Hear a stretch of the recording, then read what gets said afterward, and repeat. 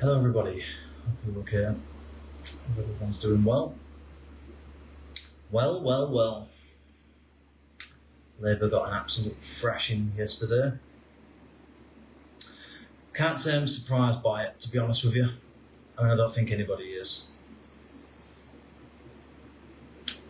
Let's face it, Labour came to power mostly because of just how bad the Conservative Party had become during its previous reigning government over, 13, 14 years, or whatever it was. So, I think most of us knew that there were going to be terrible local elections for Labour. I certainly did anyway. I've known that for probably over a good year. And no doubt next year they'll be even worse, probably. This is what happens when a party decides that its own ideology is more of a priority than the people that it's supposed to, that it was allegedly set up for. It was supposed to be the part of the working classes, and it's become anything but. It's essentially become a party for it's almost become a borderline Liberal Democrat party, I suppose, or something like that. It's just become a party that's just become too ideologically dogmatic, I think.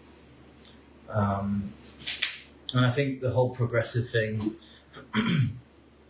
over the last decade now is really, to me, that's been disastrous for Labour. And it'll also be the very thing that eventually brings the Green Party down as well. I know there's a bit of a wave of popularity with the Green Party, but I don't think, for the time being at least, that they're likely to have any real success. But, obviously I don't have a crystal ball, but I do think that with the way that Labour's going, that for a period of time we could potentially see the Green Party fill those shoes that Labour leave behind once they are out of power, come the next general election, whenever that might be. So I can't say, I can't say that I'm surprised by just how dramatically, historically serious these elections are for Labour. This is a terrible result for them. And now I think, where does Labour go from here? Personally, I think they probably need a bit of a checkmate, because I don't really think that there's anything they can really do now. Keir Starmer can dig his heels in, which is probably what he's going to do for the foreseeable future, until there's a point in which he's booted out, which I think is probably what's going to happen. He's not going to resign. He's not willingly going to resign anyway, I don't think, unless he absolutely has to. And the only way that'll happen is if enough letters of no confidence come in. So I think that's probably what will happen. And then that'll obviously then trigger a leadership challenge, perhaps maybe in the summer, maybe in the autumn, maybe next year, I don't know. But I think it's fair to say that Starmer's time as leader, if he ever really was a leader, I think we all know is definitely living on borrowed time. And while these MPs are coming out in the media saying that they support him and that we inherited a bad economy and everything, it's like, yeah, there is there is some degree of justification to some extent for their kind of position, but at the same time, you had 14 years in government. You had plenty of time to prepare for things, to have put some real serious policy plans in place, and develop a strong party that would have tried to really seriously deal with all of these problems that are affecting people. And you could say, you could make the argument that They didn't really know that I mean, I suppose you could say to a certain extent that they didn't exactly come into power the best of circumstances, given that we'd only just recently come out of the pandemic. You obviously had the ongoing crisis in Ukraine, certainly in recent times. We've got the problems now in Iran, and that's causing problems also, I think, probably with inflation and business and things. So, get oil and supply chains and all the rest of it. So yeah, that's fair enough. That is true. But it's like, but that's your job as a government to deal with that stuff. That's why you got put into power. That's why you were given a mandate. Although really it was more of a kind of revenge vote, really more than anything else towards the Conservatives. But given that the Conservatives were really the only viable option at that time, as far as a potential of another party against Labour at the time, were the only real opportunity to send a fuck you to the Conservatives in 2024. So yeah, it's not that anybody really was particularly passionate about Labour. It's just that it's kind of like a protest vote, really. It was just nobody really wanted Labour. Nobody likes Keir Starmer for the most part, apart from those, champagne socialist types, which apparently Labour seems to be predominantly. That seems to be its voter base these days, from what I can gather.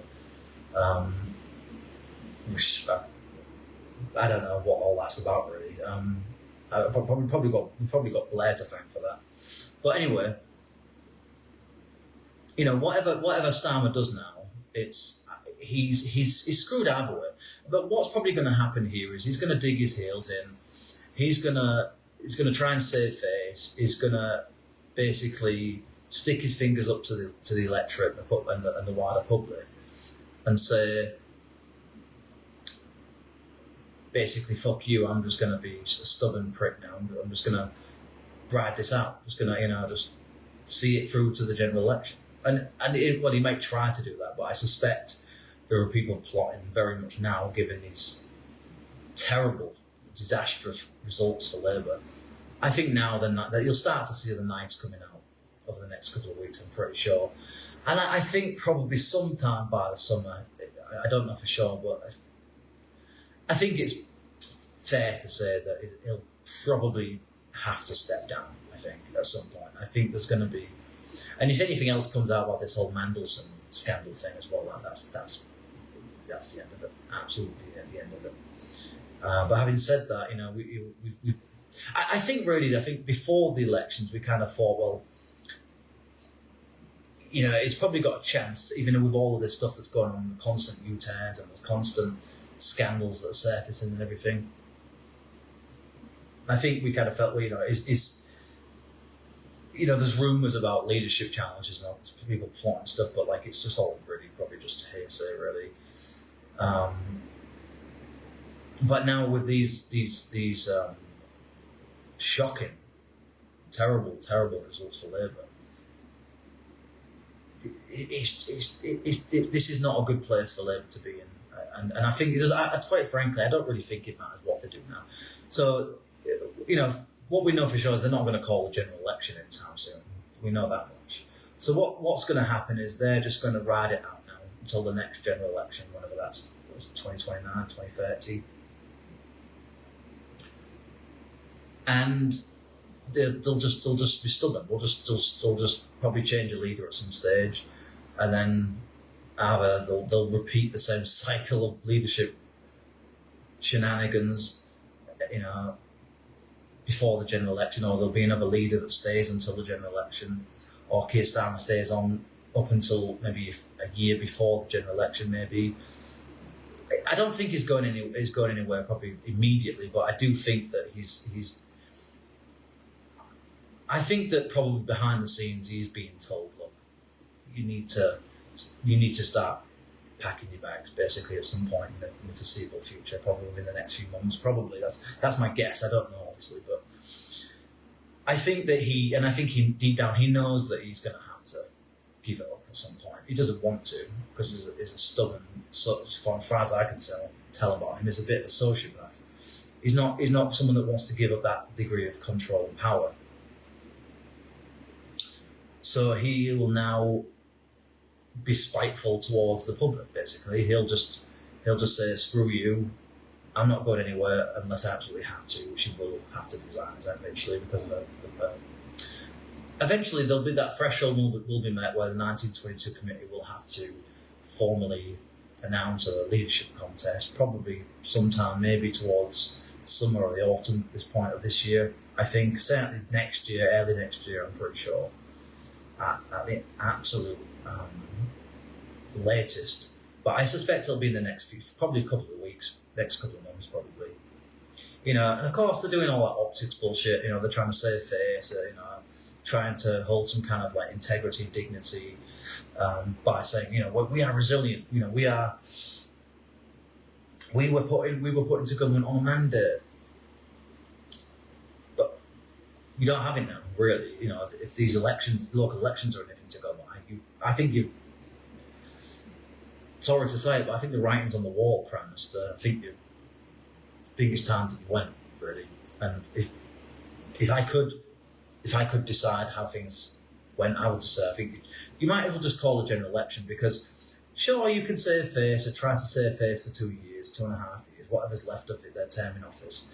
But at the end of the day, it's pretty much more or less written in stone that Labour are finished.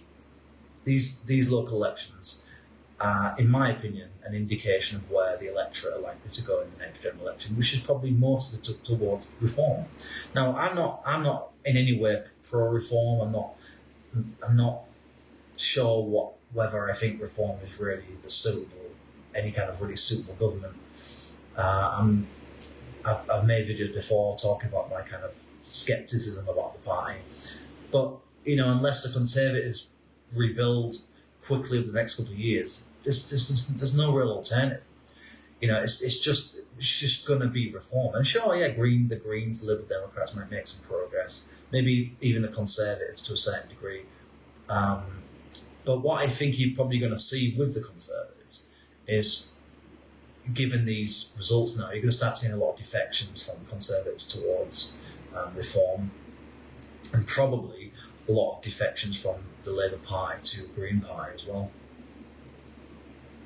So it's been it's just been an absolute wipeout, and this is what happens when you first of all, when you get complacent, when you become obsessed with your own agenda rather than doing what's right for the public, what's right for the economy.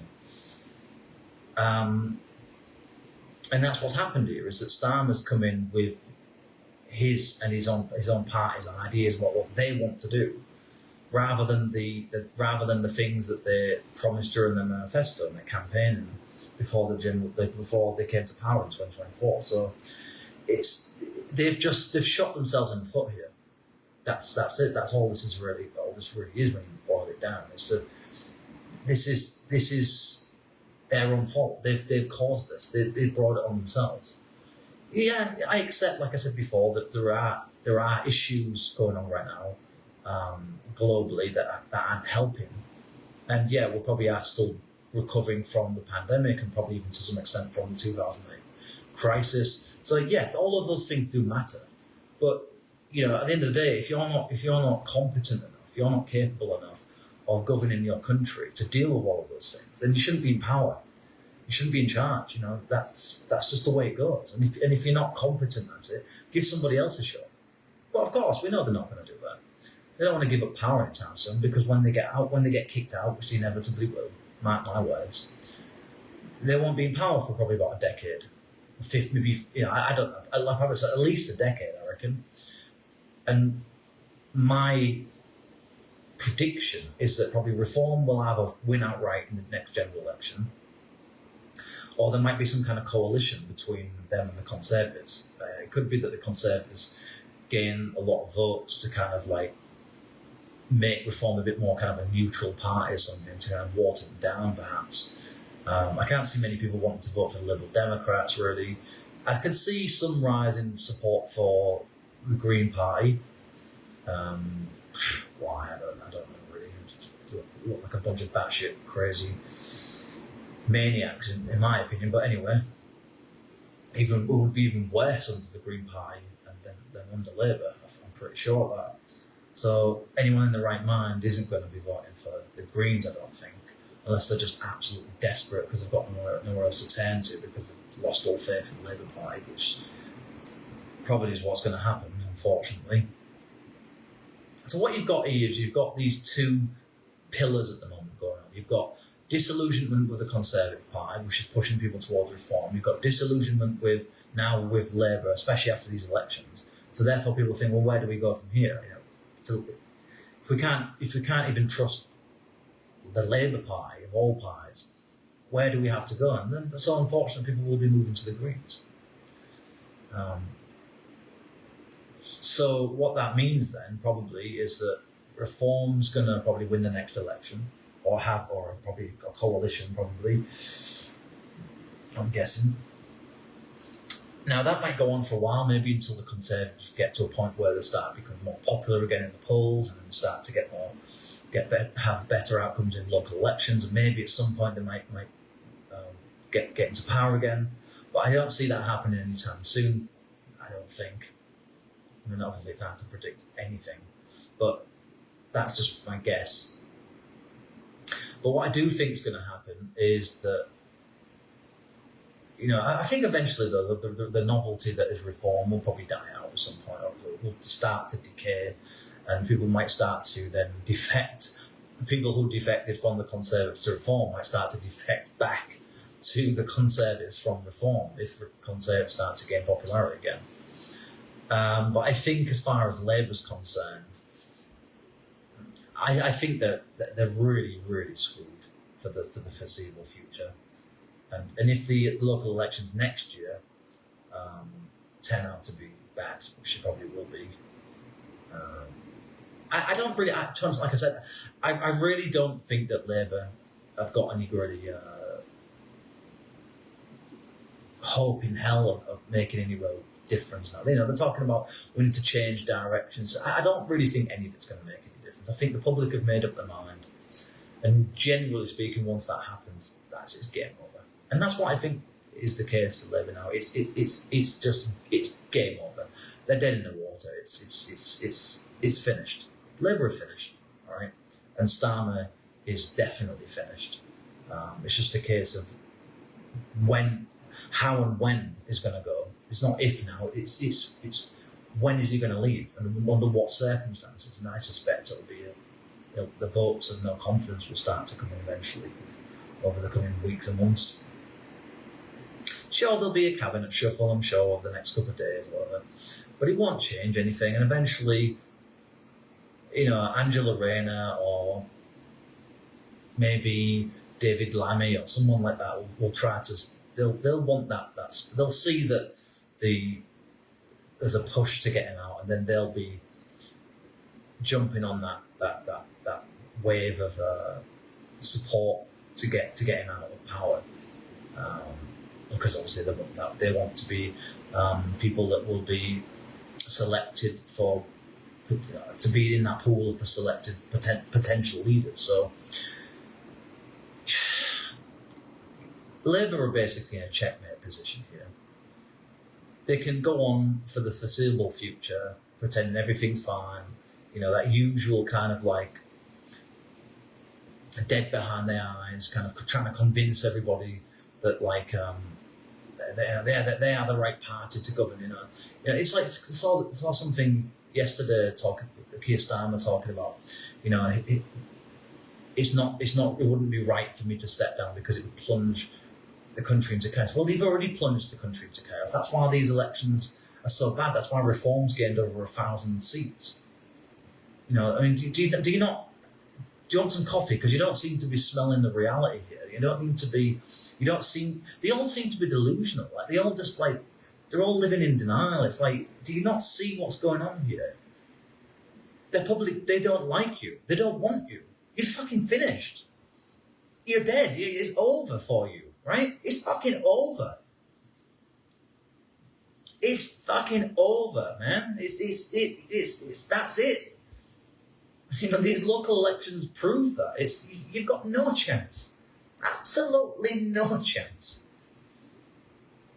And, you sure you can drag it out for the next 2.5 years, whatever it is. Sure, go ahead. It's not going to make it's not going to make any difference whatsoever. I guarantee it.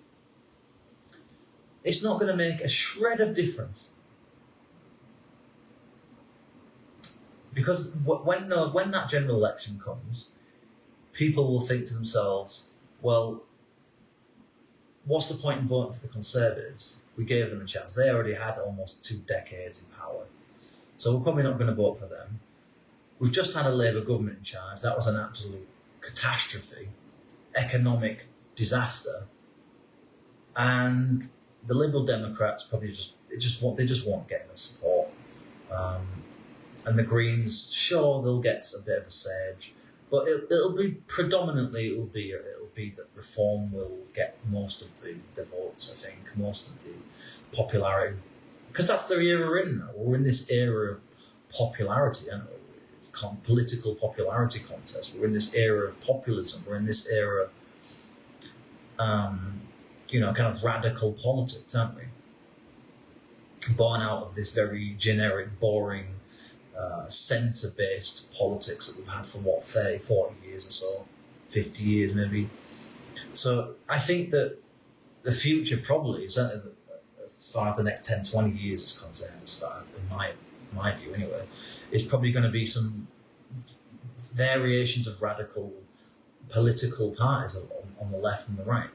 Reform will have their day, and then people will get disillusioned with Reform because they'll become too neutralised, they'll become too moderate, and people will get disillusioned with them. So then people might start to tend to restore Britain, or maybe, dare I say it, maybe even UKIP. I don't know. Obviously, I don't know what's going to happen from minute to minute, let alone years down the line, but it seems like we're heading towards an era in which probably this duality, this duopoly, status quo. And I don't like that the leader of the Green Party, but he's right when he says it's dead and buried. I hate having to say that, but he's right. I was watching something this morning about from Question Time, Piers Morgan on it, not somebody that I particularly like really, but when he was talking about just how absolutely apocalyptic these local elections have been for Labour, he was dead on, and they've already had, what is it, nearly 2 years in power now, or I think is it 2 years? So they've had, they've almost had half of their entire term in office, and they've basically done nothing. So what have they been doing? It's like all they do is like say they're going to do something, and then the U-turn on it, and then there's various scandals that have been going on during that time as well, and recently with the whole Mandelson bullshit. It's just nobody has any trust or any respect or any faith or any hope whatsoever in this party. And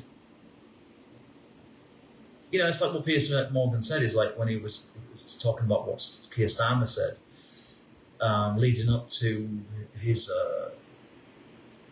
I think it was leading up to or just after he got elected, he said that things will get worse. And like Piers Morgan said, well, he was right about that. And he's right.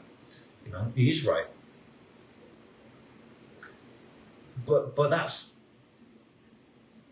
your job is to make things better as a government. Your job is to if it was a case that Labour, let's say, didn't really do much, but things didn't get any worse, okay, like you could say, well, you could tolerate that, I think. But like to have been in power for almost half of your term, and things have gotten drastically worse under your premiership, people just don't forgive things like that. People just are not going to let stuff like that go, and I think the truth really of the local elections is that people People want a general election. That's what this tells me. It says that we want this party out immediately, as quickly as we possibly can. But of course, Labour are not going anywhere until the next general election, as far as I can tell, unless something causes some snap general election. But I can't see that coming down the line, unless, of course, Starmer was to go to the King and try to dissolve Parliament just out of spite or something. But then, would he get enough support? I mean, don't know. And would the King want to do something like that? I don't know. It's not really a good look, is it? I mean, I don't know how that would go, but it could be that Starmer could do that if he threatens that his position is really genuinely gonna, if he really feels like he's going to be booted out. Because it just doesn't strike me as someone that's just willing to give up that position. It just doesn't want to give it up. It's like it's a once in a lifetime opportunity, isn't it? He's a careerist. That's why he has that dead behind the eyes look. He's one of those like great white shark types of people. It's just an opportunist. He's a man that follows rules and procedures, but doesn't really believe in anything. Doesn't stand for anything. Doesn't really have any real values or morals or anything. He's a sociopath, as far as I can tell, and that's what the Labour Party seems to become. It's just full of sociopaths. It's full of people that I don't really think they stand for anything. I don't think the Labour Party itself really stands for anything anymore. They say they do, but I don't really think they do. I think they're just. It's just a chameleon party or something. That's all it is. It's like. It's just to just say what they think people want to hear. It's the same. It's the same thing, and they're all just willing to toe that same like. This is just one set of elections. This is what do you expect when we've only been in power for 2 years? Blah blah blah. You've got to give us a chance. You've got to give us a chance to reset. How many fucking resets do you need? How many cabinet shuffles do you need? How much more change do you need? You're incompetent. You're not cut out for it. You don't seem to want to deal with the responsibility. There does not seem to be seems to be a complete lack of accountability. You're no good. You need to go. Just fucking wake up and smell the coffee. Nobody wants you. Nobody likes you, and you need to pack your bags and fuck off.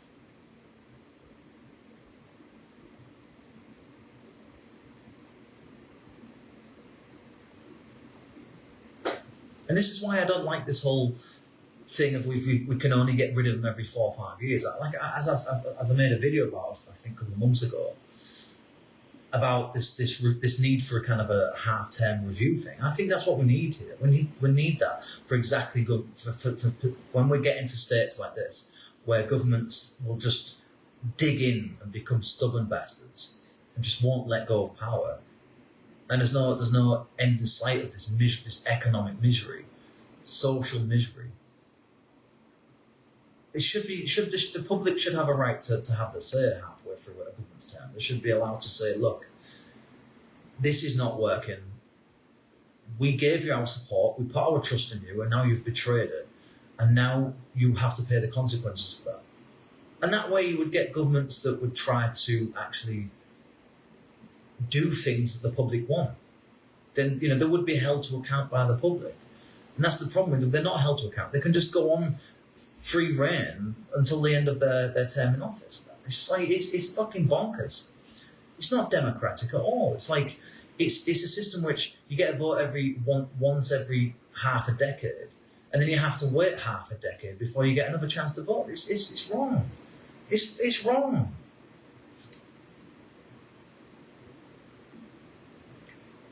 Because how can you get rid of these people? What mechanism can you really use to get rid of them? There isn't anything. You've got your local elections to get seats for councils. You've got by-elections whenever they happen. But mayoral elections. And then the mayoral elections even worse because they can basically just go on forever, as we've seen Sadiq Khan has been in this position for about a decade now, I think. It's all corrupt. It's all. There's no fairness in the whole thing. It's just like, well, this is just how it is. This is the system. You have to respect it. You have to abide by it. Well, I can respect it, but I don't have to like it. I don't have to agree with it. And I think it needs to change. I think governments should only get 2 years in office, and if the public, after that review I've mentioned, decide that they like the government, then they get another 2 years, and then there's another general election. But if they don't like the government, then there's a snap general election. Because I think that way you would have more confidence in the system. You'd have more hope, and you'd have more empowerment. The public would have more empowerment. But that's why they don't. The systems behind all of these procedures, the people in charge of these things, they don't want that. They don't want the public to have any more power, any kind of empowerment. They want it to be the way it is. It serves them well. It's just all outdated. The whole idea of party politics and political tribalism and stuff, it's all good and well, but it's outdated. It just doesn't work. It just doesn't. I don't really think it works. And especially the older parties, the more like traditional models, because they're stuck in the past. They're stuck in this superiority complex. This thing of that we are untouchable. And as Labour's finding out, there comes a point when you're not untouchable. There comes a point where you've become so stagnant as a party, so complacent, so utterly useless, that there comes a point where real competition comes onto the political market, and you get booted out of office, you get kicked out. Your party's under serious threat, and so it should be. It should be like that, because if you're not capable of meeting the needs of the economy, of people's everyday life, cost of living, energy costs, issues about immigration, law and order, healthcare, etc. If you're not able to do that, then you should just give way. You should just say, when hold your hands up and just admit defeat. Just say we failed. But then Keir Starmer's not going to do that. He's not going to say he's not going to. He stands there and says, "This is all my fault." But I don't really think he means it. I think he's just something that he thinks people want to hear. He's one of those types of people. They'll say what he thinks people want to hear, because that's what a lot of these career politicians do. That's how they get to those positions. They're yes men. They're yes women. They keep their head down. They follow the rules. They dot the I's and cross the T's types. And that's the problem with these people like Keir Starmer. They're career politicians. They're often, not all, but a lot of them have come from relatively good, affluent, wealthy backgrounds, and have gone on to be careerists. It's like, and that's the problem. It's become too focused on meritocracy. Sure, meritocracy is important. Education is important. Everybody knows that. That's right. But I think when you have too much of this elitist, classist types thing going on, where it's like, unless you've gone to Oxbridge or Cambridge or you've gone to Eton or something like that, then you're not fit to be Prime Minister. Unless you've had some serious role in the civil service or something like that. No, you're not fit to be Prime Minister. And so you end up with these sociopathic types in power. You end up with these, some of them probably even psychopathic, or at least psychopathic tendencies. And so they Keir Starmer and the Labour Party and all these people coming out in the media right now, they've got no shame, they've got no self-respect, they've got no spine, they've got no fucking integrity about them, they've got no dignity, and that's why they won't just give up power, that's why they won't resign, even though they know that the future's basically already written for them. They know that it's over. They know they're all going to lose their jobs. But it's better to save face, right? It's better to just keep telling the media what they don't want to hear, because they already know what the media wants to hear, and that we failed and we need to go. But they're not going to say that, Because they've got no shame, they've got no embarrassment, they've got no self-respect, they've got no respect, certainly no respect for the public. So you're just going to see this prolonged now period of infighting until the point where Starmer gives up his position and goes, unfortunately. And so basically we're stuck with Starmer until there's a vote of no confidence, and probably we're stuck with Labour now until 2029, 2030, whenever it's the next general election is supposed to be called. And that's all I've got to say, really. So, yep, they got an absolute whipping and they absolutely deserved it. But what happens from here on out, I don't know. But I think that it's definitely the clock is already ticking away for Starmer, and the sandtimer is almost close to the end for Labour. I'm pretty sure of that. It's game over for Labour, and anyone with a brain cell out there knows it. Labour are finished.